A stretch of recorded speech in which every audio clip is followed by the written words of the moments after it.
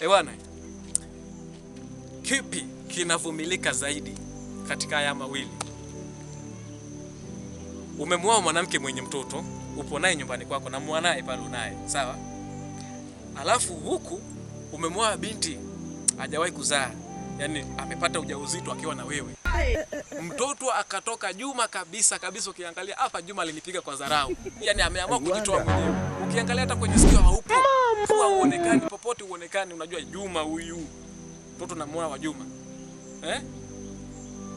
Sasa katika hawa watoto wawili ni yupi utakayemlea kwa mapenzi? Utakayemchukulia kama mwanao kabisa?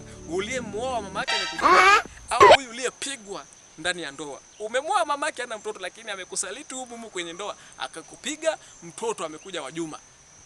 Sasa utampenda huyu aliyekuja na mama kwa sababu nilimridhia, au huyu ambaye umepigwa? Ni yupi kama utamchukulia kama mtoto wako, utamlea kwa mapenzi, utampenda kama mwanao? Tuambizane tu kweli. Au linaona